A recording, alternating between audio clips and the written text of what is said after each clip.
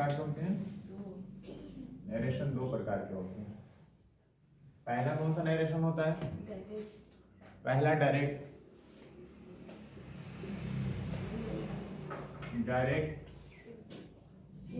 Speech, दूसरा indirect speech. Direct speech किसे कहते हैं? जो भी कोई बात किसी से डायरेक्ट कही जाए, जैसे हम आपसे कोई शिकायत करें या कुछ आदेश दें या कुछ भी कहें, मतलब डायरेक्ट आपसे कह रहे हैं, तो वो होता है डायरेक्ट स्पीच। डायरेक्ट का मतलब जानते हो, फेस टू फेस। स्पीच का मतलब होता है आवाज या भाषण या कोई भी कथन।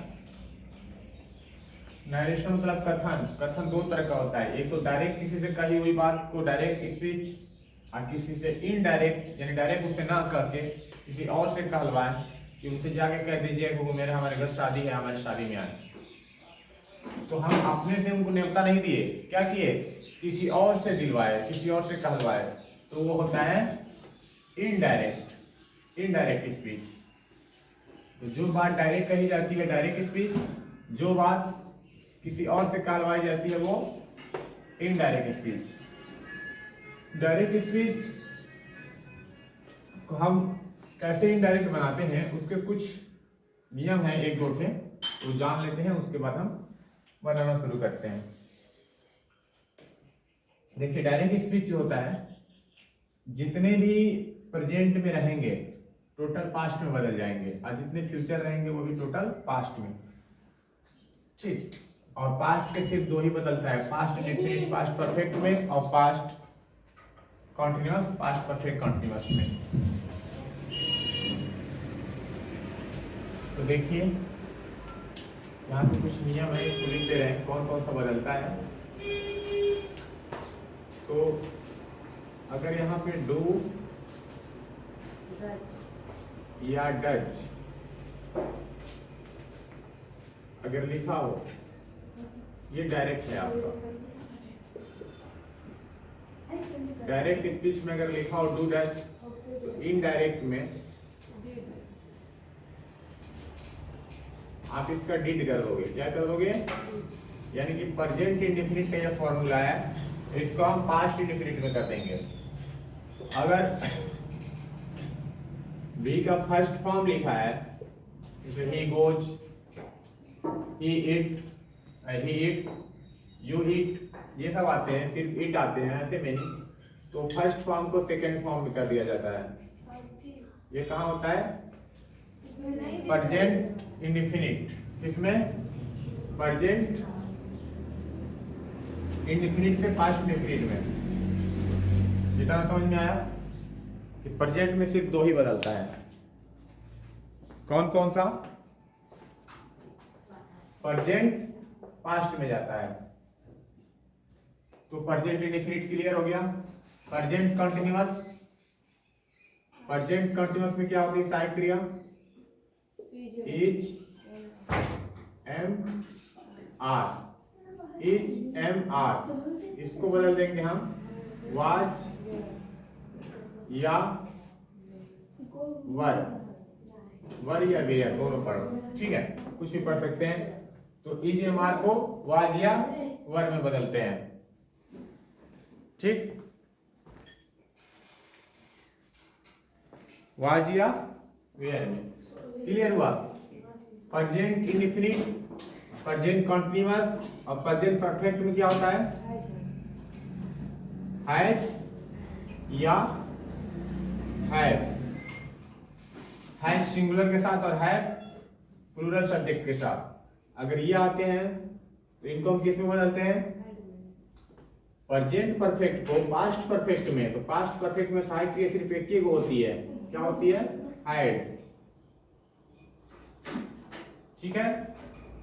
उसके बाद आते हैं प्रेजेंट इंडेफिनिट हो गया, प्रेजेंट कंटीन्यूअस हो गया, प्रेजेंट परफेक्ट हो गया। एक चौथा वाला कौन सा होता है? Present perfect continuous. Present perfect continuous होता है। तो प्रेजेंट परफेक्ट का सहायक क्रिया क्या होती है? Has have plus been. इसको जो है पास्ट परफेक्ट में जब करेंगे, प्रेजेंट परफेक्ट कॉन्टिन्यूअस को पास्ट परफेक्ट कॉन्टिन्यूअस में करेंगे तो हैज हैड की जगह ओनली हैड होता है, ओनली हैड, और ये प्लस बीन, बी का थर्ड फॉर्म है बीन। ठीक, तो ये आपके प्रेजेंट इंडेफिनिट प्रेजेंट टेंस का हो गया। ये सारे क्या टेंस है? Present, total present total past में बदल दिए। तो फिलहाल इतना आप लोग जानिए, ये किसके पार्ट है? सब प्रेजेंट के।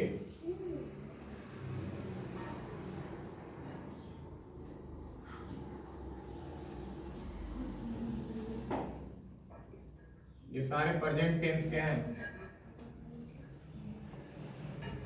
पास्ट, पास्ट में आपका आता है, लाइन करते हैं, पास्ट में याद रखिए कि आपका सेकेंड फॉर्म आता है। ओके, या तो डिड आए, तो ये बदलता है हमेशा हैड में। किसमें? यानी कि पास्ट इंडेफिनिट पास्ट परफेक्ट में बदल जाता है, और past continuous, past continuous type के क्या होती है? वाज और वेयर। ये किस में जाता है? पास्ट परफेक्ट कॉन्टिन्यूअस में, यानी कि हैड बीन। जैसे प्रेजेंट परफेक्ट कॉन्टिन्यूअस को हैड बीन किए थे, वैसे पास्ट कॉन्टिन्यूअस का भी हैड बीन हो जाता है। अब उसके बाद पास्ट परफेक्ट यानी हैड वाला का नहीं बनता है, वही का वही छापेंगे, और पास्ट परफेक्ट कॉन्टिन्यूअस इसका भी नहीं बदलेगा, वही का वही लिख देंगे। तो इसमें दो ही बदलता है, पास्ट टेंस में सिर्फ दो ही बदलते हैं। कौन कौन से? पास्ट इंडेफिनिट और पास्ट कंटीन्यूअस।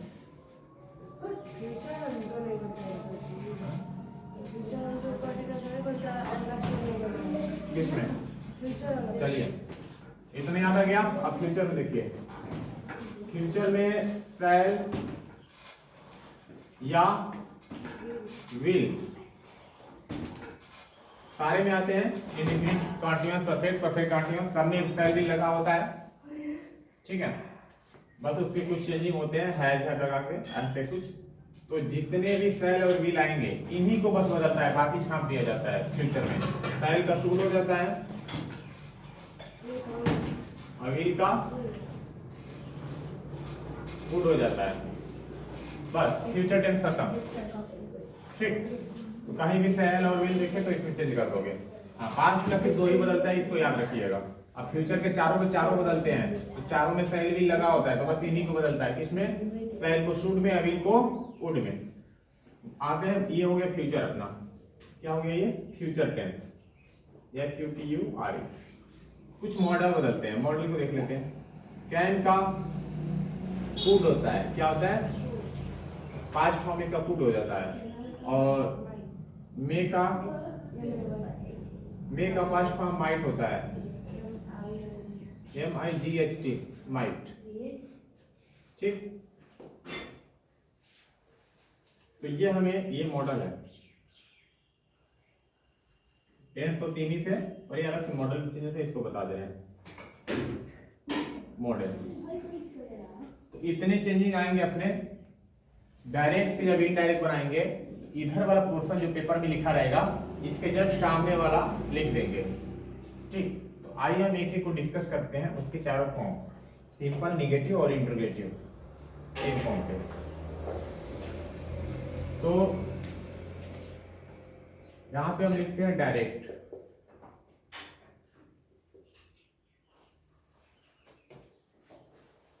लिखते हैं he said to me, he said to me, वो मुझसे कहा।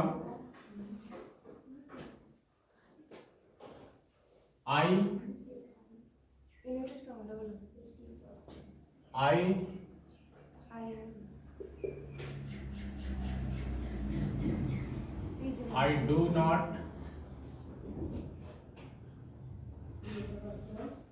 go to Mumbai।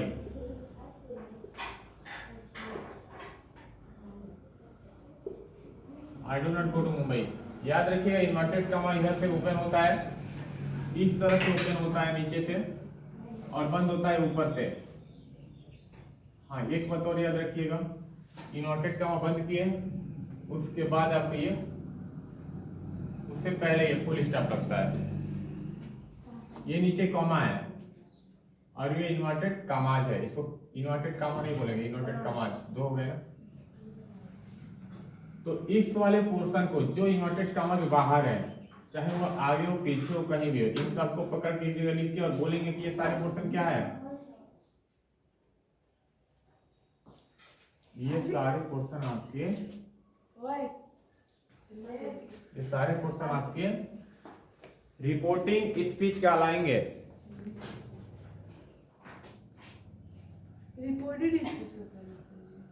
Reporting speech कहलाएंगे। क्या कहलाएंगे? Reporting speech. इसको रिपोर्टिंग स्पीच कहते हैं और इसको रिपोर्टेड स्पीच कहते हैं।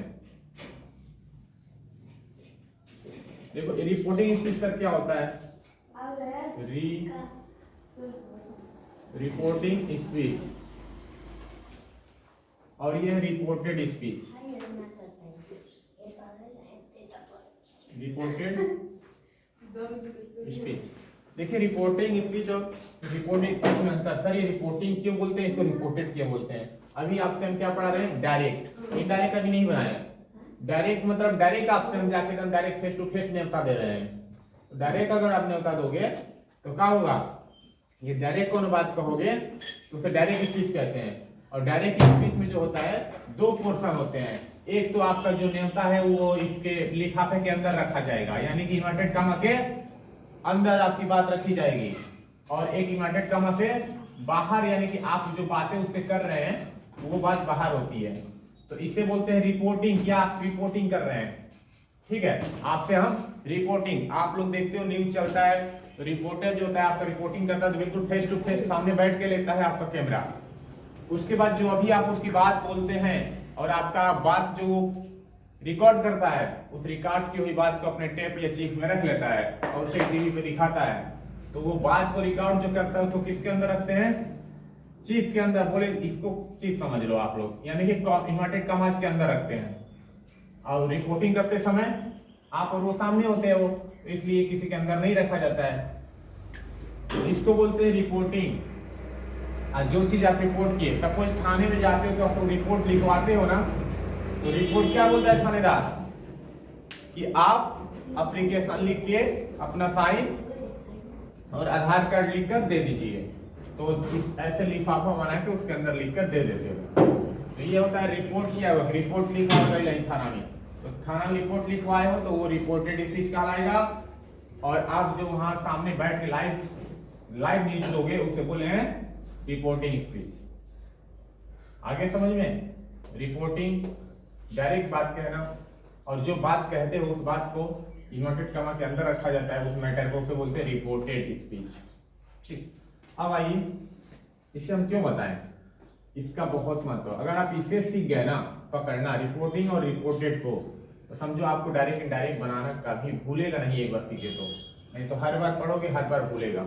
और इस मैटर को याद कर लिए तो आप लोग विश्वास रखिए कभी नहीं भूलोगे। अब यहाँ देखो ये वाला जो ये छोटा सा दिख रहा है, ये छोटा सा सेट, ये तो वर्ब है। सर कैसे वर्ब हुआ भाई? शुरू में ये सब्जेक्ट है, ये वर्ब है, ये ऑब्जेक्ट है, तो बीच में ये वर्ब है कि नहीं? जिस सबसे कुछ करने या होने का पता चले तो वर्ब कहते हैं। तो इससे हमें सेट मैंने कहने का पता चल रहा है, तो ये वर्ब है। तो इसको पकड़ के लाओ और इस वर्ब को बोलेंगे, किसका वर्ब है ये? इस घर में का कि इस घर में का? तो इस वाले घर में का। इस घर का नाम क्या है जो इन्वर्टेड कॉमा से बाहर ये सब कुछ लिखा है? रिपोर्टिंग नाम है सर, रिपोर्टिंग स्पीच। तो स्पीच मैंने तो भाषण होता है ना, कथन होता है। स्पीच मैंने भाषण, तो ये पूरा भाषण है। एगो शब्दों को पकड़ोगे तो स्पीच नहीं कहोगे आप, उससे हम कोई फिक्स नाम देंगे। इसको पकड़ेंगे तो कहेंगे ये सब्जेक्ट है, ये वर्ब है, ये प्रीपोजिशन है, ये ऑब्जेक्ट है। तो इसीलिए हम एक को पकड़े हैं, तो एक का बस नाम बताइए। अगर पूरे की बात करोगे तो स्पीच हो जाएगा, रिपोर्टिंग स्पीच। एगो कौन को बात करेंगे उसका नाम लेंगे कि ये वर्ब है। क्या ये? कहेंगे कौन वर्ब है? वर्ब तो है में है क्या है? यो है, यो है। उसके ना ना ना यू वर्ब है, रिपोर्टिंग स्पीच के घर का है, तो इसे बोलेंगे रिपोर्टिंग स्पीच, रिपोर्टिंग वर्ब। क्या बोलेंगे? Reporting verb. ये रिपोर्टिंग वर्ब है। तो इसके कहेगा मेरे घर में भी वर्ब है, कहाँ छुपा है? कहिका दूध को छुपा है। बोलेंगे ना, सहायक क्रिया नहीं, मुख्य क्रिया, हेल्पिंग वर्ब मेन वर्ब को लिया जाता है। अगर ये नहीं होगा तब हम इसको लेंगे। तो फिलहाल में ये प्रधान जी घर का मुखिया मौजूद है, तो तुम्हारा क्या कहाँ है? घर में न्योता आएगा तो कौन खाने जाता है? बड़े पापा या पापा जाएंगे या बड़े भैया जाएंगे, तुम लोग थोड़े जाते हो। आज सवारी आएगा तब न जाओगे, तो सवार तो आया नहीं है, इसीलिए हम मेन वाले को पकड़ेंगे कि मेन कौन है घर का सदस्य, यानी मेन वर्ब कौन है। वर्ब दुगो है, helping verb, main verb. Main verb, इस मेन वर्ब को क्या कहेंगे? वर्ब कहेंगे। और क्या कहेंगे? मेन वर्ब कहेंगे। नहीं, वर्ब कहोगे मगर कौन सा वर्ब? रिपोर्टिंग के घर का है, इसके घर का है तो बोलो रिपोर्टिंग वर्ब। अगर इसके घर का है इन्वर्टेड कॉमा के अंदर का, तो इस वाले वर्ब को अगर अकेले पकड़ के लाओगे तो इसको बोलेंगे तुम रिपोर्टेड के घर के हो, तो बोलेंगे रिपोर्टेड वर्ब। क्या बोलेंगे इसको? Reported verb. अब याद रहेगा, यही मैटर हमें याद करना था आप लोगों को कि डायरेक्ट स्पीच में जो इन्वर्टेड कॉमा के अंदर रहता है उसे रिपोर्टेड वर्ब कहते हैं, और जो बाहर होता है जो मैटर उसे रिपोर्टिंग स्पीच कहते हैं। रिपोर्टिंग स्पीच में जो वर्ब क्रिया होती है, वर्ब होता है, उसे रिपोर्टिंग वर्ब कहा जाता है, और रिपोर्टेड स्पीच में जो क्रिया होती है उसे रिपोर्टेड वर्ब कहा जाता है। ठीक, तो आगे अब आते हैं इसका इनडायरेक्ट कैसे बनेगा। देखिए, इनडायरेक्ट अब बनाना है तो अब एक एक को आप पहचानते हो। कौन सा टेंस है पहले ये पकड़ो, बनेगा कि नहीं। अगर ये प्रेजेंट में है तो बनेगा, पास्ट में है, दो लोग हैं ऐसे तो बनेगा, फ्यूचर में है बनेगा, मॉडल में है बनेगा। मगर अगर ये कोई हिस्टोरिकल फैक्ट हो गया, ऐतिहासिक कथन हो गया, कहावत हो गया, ठीक है, प्राकृतिक घटनाएं हो गई जो यूनिवर्सल ट्रूथ है, तो वो चीज आ गया तो ये प्रेजेंट है, कुछ भी हो, ये पास्ट है, फिर भी ये नहीं बदलेगा। या कोई घटना आती है, कुत्ते जिन्होंने भी भौंकते हैं, dogs bark at the stranger, नहीं बदलेगा, आदत है कुत्तों को भौंकना। सूरज पूरब में निकलता है, तो ये यूनिवर्सल ट्रूथ है, रोज निकलता है पूरब में, तो वहां भी उसको छाप देंगे, ऐसे बदलेंगे नहीं, सिर्फ ये बदलती है। अगर यहाँ पास्ट है, रिपोर्टिंग स्पीच में पास्ट है, डी है, तभी अंदर का टेंस बदलेगा। नहीं तो अगर यहाँ पे प्रेजेंट होता, जैसे भाई से बस होता, तो ये डू है, तो डू का डिड बदलता है, तो नहीं बदलेंगे। काहे नहीं बदलेंगे? कि बदलेगा तभी जब यहाँ पे पास्ट होगा। टेंस कब बदलेगा? जब पास्ट होगा, जब पास्ट होगा, जब पास्ट होगा तभी बदलेंगे, वरना नहीं बदलेंगे। याद रखिएगा, यहाँ पास्ट होना बहुत जरूरी है। अब कैसे पहचानोगे सर पास्ट है कि नहीं है? तो एक आसान तरीका बता रहा हूँ, ये डी देखिएगा, आपको ना आए तो अगर यहाँ डी लगा है तो समझो कि पास्ट है ये। कुछ कुछ में नहीं होता है, पर 99% में यह डी लगा होता है। तो आप देखिएगा डी लगा है वर्ब में, तो समझिए कि बदलेगा, नहीं लगा है तो नहीं बदलेगा, डू का डू डज दिखाएगा। चलिए बदलते हैं। सर ही का ही, सेट टू का नहीं बदलता सर, पास्ट में इधर थोड़ी बदलता है, फिर ये सहायक क्रिया बदलती है, इसकी सहायक क्रिया नहीं बदलती है। जिस टेंस में उसी टेंस में लिखेंगे। तो सर सेट का ना साथ अगर टू आ गया, सेट होता तो सेट लिख देते हैं, मगर सेट का अगर टू आ गया तो इसका रूप बदल जाता है, रूप बदल जाता है। जैसे शादी का दिन लड़की का रूप बदल जाता है कि नहीं?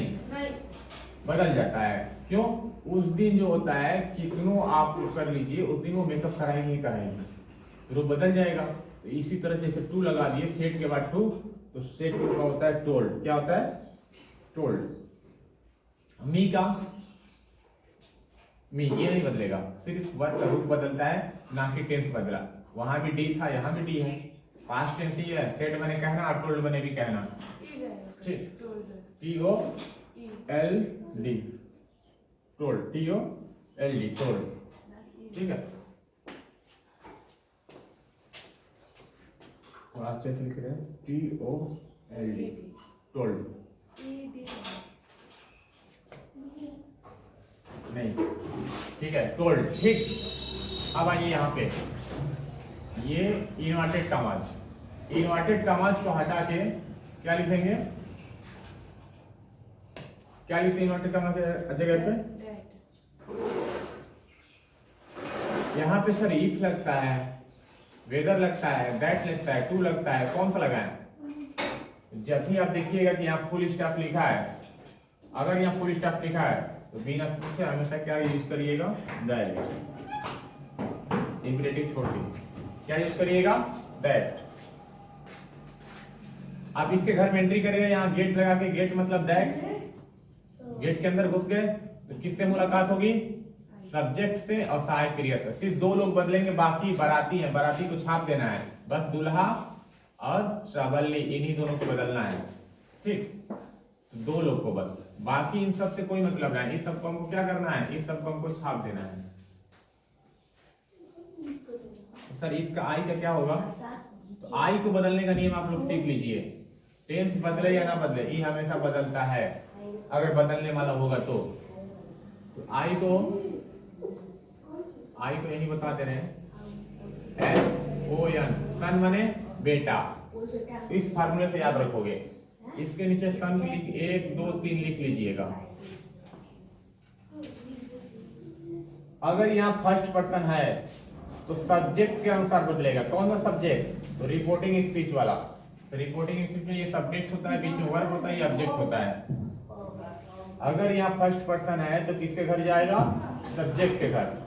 अगर यहाँ पे यू यानी सेकेंड पर्सन है तो ओ के घर, ऑब्जेक्ट के घर। और थर्ड पर्सन है यहाँ पे लिखा हुआ तो नो एन, एन मतलब नो चेंज, नहीं बदलेगा, किसी घर नहीं जाएगा। थर्ड पर्सन यहाँ लिखा है तो उसी को छाप देंगे, मगर फिलहाल में तो आई लिखा है, आई होता है फर्स्ट पर्सन, तो फर्स्ट पर्सन एस के घर जाएगा, किसके घर जाएगा, आई एस के घर जाएगा।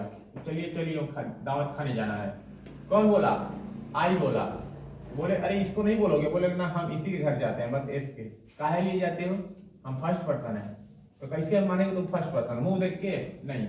देखिए आई और वी ये होते हैं फर्स्ट पर्सन, क्या होते हैं, फर्स्ट पर्सन, और यू क्या होता है, सेकेंड पर्सन होता है ये। और अदर्स मतलब इसको छोड़ के जो भी है, ही सी इट नेम इट इसी कुछ भी हो तो लिख दे रहे हैं, ही सी इट इटीसी एक्सेट्रा, मतलब कुछ भी आ जाए, बस इन तीनों को छोड़ के वो सब लोग क्या होते हैं, थर्ड पर्सन। और थर्ड पर्सन नहीं बदलता है, अभी आपको बताएंगे। थर्ड पर्सन अगर ही लिखा जाए यहाँ पे तो ही एंड नो चेंज, नहीं जाएगा कहीं, बारात कहीं न्योता नहीं देगा, खुद ही अपने आप मंदिर में बैठ के ब्याह कर लेगा, ठीक है, ठीक है, ये छाप देंगे, ठीक।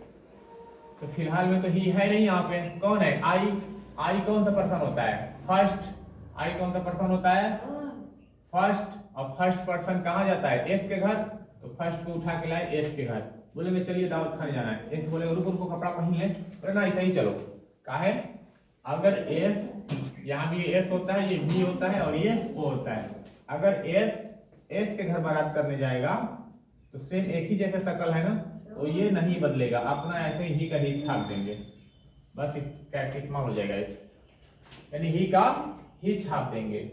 अगर ये ही ओ के नीचे लिखना होता तो इसका ऑब्जेक्टिव केस हिम लिखते हैं, किस भी आपको पढ़ा देंगे अभी थोड़ा इसका ध्यान दीजिए पहले। तो ही का ही छाप दिए आप लोग, आई किसके घर गया, एस के घर, और एस आउट के एस के नीचे आना है तो वैसे का वैसे लिख दिए। आप सवाली को बदल दो, बोलेंगे हाँ होगा, तुम ही खाओगे, ये बोलेगा हम भी बदलेंगे, कैसे बदलोगे, तो कहेंगे रुको रुको, डू और डज का डीड हो जाता है, तो सीधे से इसका का लिखो, डीड, बिना पूछे क्या लिख दो, डीड, सिंगुलर हो या प्लूरल, बस डीडे लिखाता है। अब बाकी तो बाराती है, उनसे हमसे क्या मतलब, खाओगे तो खाओ, नहीं खाओगे तो जाओ, ये तो खाने के लिए ही जाते हैं बाराती, जाते हैं ना, खाना खाएगी तुरंत उनको कौन सी गाड़ी खुलेगी, बस घर जाने की जल्दी होती है, ठीक। तो बाराती लोग खाना खा लिए, जल्दी भगाओ घर इनको, तो डू का डीड हो गया। अब बाकी नॉट गो टू मुंबई सब बाराती हैं, सबको ऐसे ही लिख दो, not go to Mumbai, full stop, inverted comma हट जाएगा, बन गया। उम्मीद है आप लोगों को अब देंगे तो बना लोगे, एक आप लोग बना के दिखाइए। He said to me,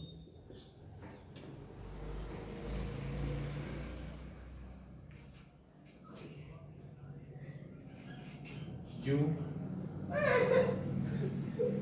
are going to Agra.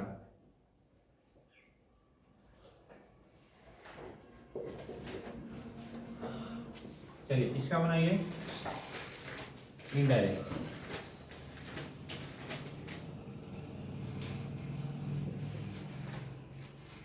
बनाओ।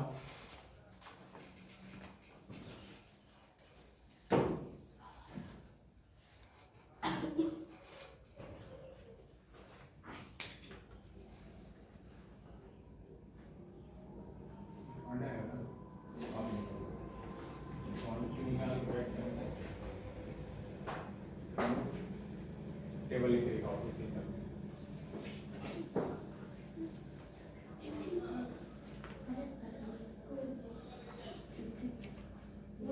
बन गया। चलिए मिला लीजिए अगर बना लिए हो तो। मैंने कहा था रिपोर्टिंग स्पीच में कुछ नहीं बदलता है, सिर्फ अगर शेड के बाद टू है तो टोल्ड होता है, बाकी छाप देते हैं। तो ही का ही छाप देंगे, शेड टू का क्या कर देंगे TOLD टोल्ड, और मी का कुछ नहीं बदलेंगे। इसके जगह पे इन्वर्टेड कॉमा हटा क्या लगाते हैं दैट। हाँ इधर दो लोग बदलते हैं, एक कर्ता और एक सहायक क्रिया, सब्जेक्ट और हेल्पिंग वर्ब। तो सर यू क्या कर देंगे, तो यू का जो है लिखते समय ध्यान रखिएगा कि ये अपने बेटे से पूछेगा सन से कौन सा फार्मूला, यू कौन सा पर्सन है सेकेंड, यू कौन सा होता है सेकेंड, सेकेंड किसके घर जाता है ओ के घर, ओ कहाँ है रिपोर्टिंग स्पीच में SVO, ओ ये है तो किसके घर आएगा मी के घर। इधर चलिए दावत खाने जाना है, मी कहेगा कहाँ जाना है, ये S ये V ये O, इधर भी है ना, इधर भी है ना SVO। तो US जो है O के घर जा रहा है और इसको O को सब्जेक्ट के नीचे लिखना है तो बदल जाएगा। अगर ये O के नीचे लिखना होता तो मी लिख देते, मगर यू किसके घर भेजा है, सेकेंड पर्सन किसके घर जाता है ऑब्जेक्ट के घर गया, तो अब इससे कोई मतलब नहीं, अब इससे मतलब है, इसको यहाँ लिखना है, मगर ये गलत है। इसको डायरेक्ट आप यही नहीं छाप सकते, जैसे आपने ही का ही छाप दिया था यहाँ पे तो वहाँ इसलिए छापा था ही का ही क्योंकि यहाँ एस के नीचे था, यहाँ भी एस के नीचे है, मगर ये ओ के नीचे है और इसको लिखना है एस के नीचे, यानी कि इसकी जाति बदल रही है। तो जाति बदलेगी तो याद रखिएगा इसका ये ऑब्जेक्टिव केस लिखा हुआ है, इसका सब्जेक्टिव केस लिखना है, इसी का लिखना है, इसी को लाना है यहाँ पे। तो इसका सब्जेक्टिव केस आपको याद होना चाहिए कि मी का सब्जेक्टिव केस क्या होता है आई होता है, क्या होता है आई कहीं भी लिखिए बीच में या कहीं भी हमेशा कैपिटल लिखा जाता है, आई हो गया। उसके बाद इसको बदलता है आर का, तो आर का जो होता है क्या होता है, तीन चीज होते हैं आर का, देखिए EJMR कुछ भी लिखा हो तो इसका हमेशा याद वाज या वर में बदलते हैं, यानी दो क्रिया होती है। तो सर वाज लिखेंगे या वर, देखिए वाज कब लिखा जाता है जब सब्जेक्ट सिंगुलर हो, तो आई सिंगुलर होता है, काफी जगह प्लूरल का सपोर्ट करता है, मगर आई के संग वाज लगता है, क्या लगता है वाज, और बाकी तो बाराती है, दो ही बदलते हैं, बाकी छाप दिया जाता है। हाँ टुडे है तो दैट डे करेंगे, स्टडी का प्रीवियस डे तो आगे बताएंगे, अभी इसको छाप दो सबको। गोइंग टू ये कैपिटल लिखना नाम है इसलिए आगरा, इनोटेड का हट जाएगा, बन गया। चलिए ठीक है, आप लोगों को एक चीज और बता देंगे, अगर ये इंट्रोगेटिव आ जाता है, अभी फिलहाल बेसिक आपने ये सिंपल वाला है, एक और आप लोग बना लीजिए घर से, होमवर्क दे रहे हैं। He said to me, he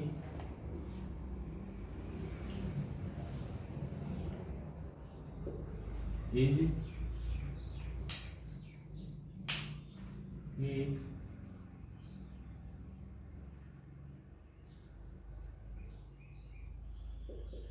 taking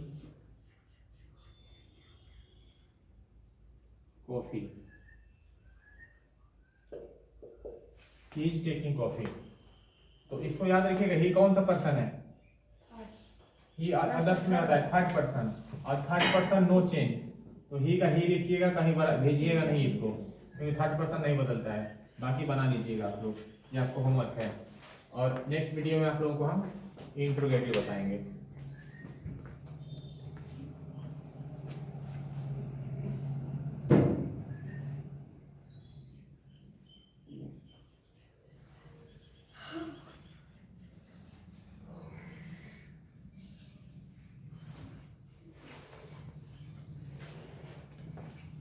और आप इसको याद जरूर रखिएगा कि इस पूरे को रिपोर्टिंग स्पीच कहते हैं और इस वर्ब को रिपोर्टिंग वर्ब कहते हैं। पूरे को रिपोर्टिंग स्पीच और सिर्फ वर्ब को रिपोर्टिंग वर्ब। पूरे को रिपोर्टेड स्पीच कहते हैं और सिर्फ वर्ब यानी वर्ब जो दिया है इसको कहते हैं रिपोर्टेड वर्ब। इसको याद रखिएगा और इसको प्रैक्टिस डालिए लिख के याद करने की, तभी ये हो पाएगा। एक एक करोगे तो काफी टाइम लग जाता है। और आप इसको प्रैक्टिस डालेंगे, यहाँ पे हमको डू को मिटा के रुको, मैं इजी लिख के देखता हूँ, तो आई नहीं लगता, उसके साथ हैज लिख के देखता हूँ, ऐसे रख रख के देखिएगा क्या बनेगा, तो इसके सामने वाले याद हो जाएंगे आपको। इससे आसान तरीका कुछ नहीं हो सकता। सबसे आसान तरीका आप लोगों को हम खोज के निकाले हैं, जिससे आपको एक दिन में आप इसे सीख सकते हैं डायरेक्ट से इनडायरेक्ट बनाना। इसके बाद एक वीडियो और आएगी आपकी इंट्रोगेटिव भी, तो आपका डायरेक्ट इनडायरेक्ट क्लियर हो जाएगा। उम्मीद है आप लोगों को समझ में आया होगा। और आप लोगों को अगर डायरेक्ट इनडायरेक्ट सीखना है तो मेहनत तो करनी पड़ेगी, और मेहनत इतना इजी आप लोगों को मेथड दे दी है, आप भी नहीं सीख पाओगे तो फिर आपका पढ़ने कोई फायदा नहीं। आप मन से पढ़िए, मेहनत करिए और कोशिश करिए कि आप इंग्लिश में कोई दिक्कत ना आए, इंग्लिश में फुल मार्क्स लाने के लिए। बाकी सब्जेक्ट को आपको तैयार करना है, और इंग्लिश में नंबर नहीं कटना चाहिए। बहुत इजी सब्जेक्ट है इंग्लिश।